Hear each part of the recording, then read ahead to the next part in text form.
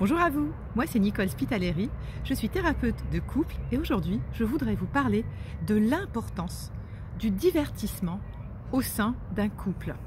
Combien cette notion d'amusement, de légèreté et de fun est importante.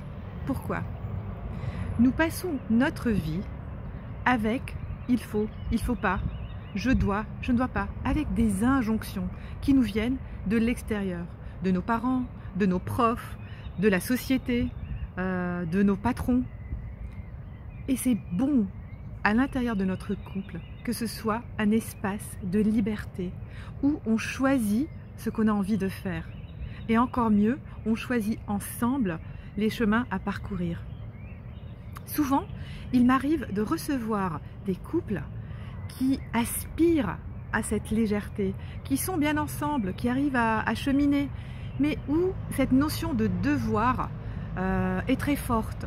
Et je me demande, surtout par exemple quand madame ou monsieur a envie que la maison soit rangée, a envie que tout soit impeccable, a envie d'être un bon parent, a envie d'avoir des relations sociales. C'est-à-dire que quand on met, si vous voulez, la barre très haut, finalement on ne priorise rien.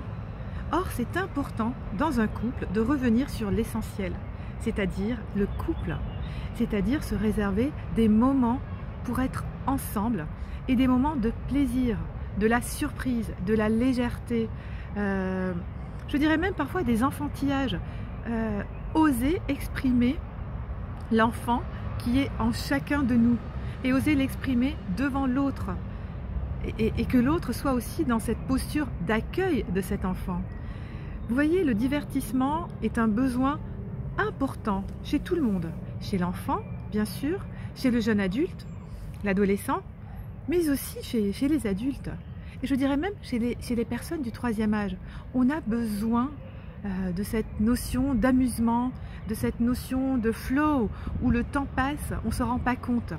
Et je pense que dans un couple, c'est très important de partager des moments qui donnent de la joie, des plaisirs et qui créent un tissu affectif encore plus fort. Donc vraiment, n'hésitez pas, allez-y, pensez toutes les semaines, qu'est-ce que je peux faire pour m'amuser avec l'autre? Et toutes les semaines, sortez de votre grand sac quelque chose pour surprendre l'autre et pour vous donner du plaisir ensemble. Au revoir.